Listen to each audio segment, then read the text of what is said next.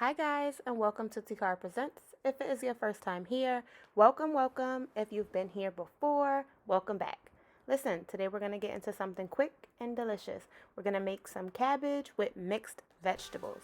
This is a hit. This recipe is a winner winner. If you want to see how we make it, just stick around. Alright, so here are the ingredients we are going to need. First up, we have our seasonings. We have black pepper, garlic powder, Badia Complete seasoning, Badia Sazon Tropical seasoning, sea salt, and for our veggies, of course, we have our medium to large size head of cabbage, a couple of sweet peppers, a little bit of onion, some frozen mixed veggies. I threw some extra lima beans in there as well, and we have some frozen broccoli. Okay, so first up we are going to dice up our veggies. And if you pay close attention here, when I cut the cabbage, you can see there's a little bit of a hack.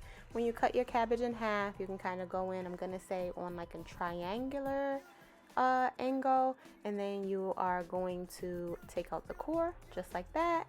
Slice up your cabbage and be sure to rinse your cabbage off. Wash it good.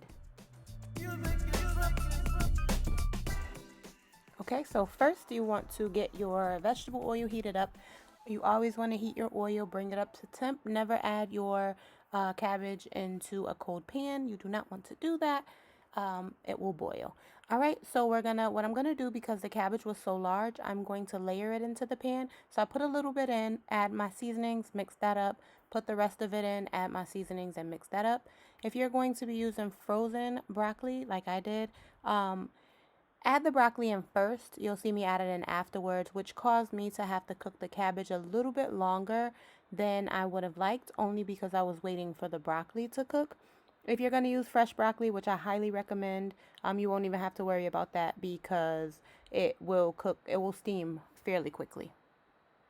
So get it seasoned well, and then we are going to mix it all up, cover with the pot top, and let it go for about 15 minutes, and then we'll see what it looks like right there when it's just about done.